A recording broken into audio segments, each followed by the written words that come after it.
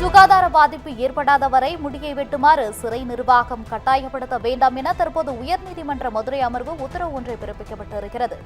முக்கிய செய்தியாக பார்த்து வருகிறோம். கைதிகளை முடிவெட்ட கட்டாயப்படுத்தக்கூடாது என்ற ஒரு உத்தரவை தற்போது உயர்நீதிமன்ற மதுரை அமர்வு தெரிவித்திருக்கிறது. மேலும் கூடுதல் விவரங்களுடன் இணைகிறார் எமது செய்தியாளர் சக்திவேல் அவர்கள்.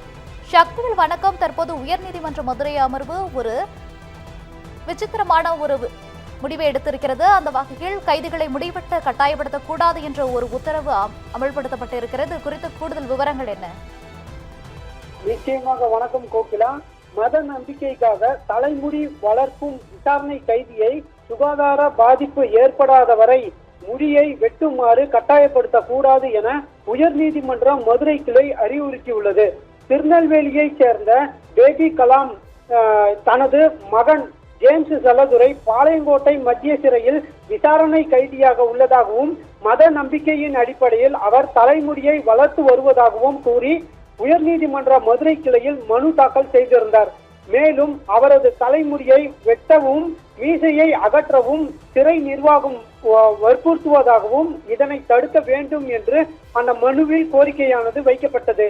இந்த வழக்கு நீதிபதிகள் ஏ.டி. ஜெகதீஷ் சந்திரா மற்றும் பி. முருகேசன் ஆகியோர் அடங்கிய அமர்வில் விசாரணைக்கு வந்தது. அப்போது அரசு தரப்பில் சிறை சுகாதார பராமரிக்கும் வகையில் தமிழ்நாடு சிறை விதிகளின்படி தலைமுடி, நகம் உள்ளிட்டவை ஒழுங்குபடுத்தும் முறை, சிறை அதிகாரிகளுக்கு அதிகாரம் உள்ளிட்டவை வழங்கப்பட்டுள்ளது தெரிவிக்கப்பட்டது. அதே நேரத்தில் கைதியின் தலைமுடி வளர்ப்பால் மற்ற கைதிகளின் சுகாதாரத்திற்கு பாதிப்பு ஏற்பட்டால் மட்டுமே விதிகளின்படி உரிய நடவடிக்கை எடுக்கப்படும் என்றும் அதுவரை தலைமுடி வெட்டுமாறு கட்டாயப்படுத்த மாட்டோம் என்றும் அரசு தரப்பில் உறுதி அளிக்கப்பட்டது.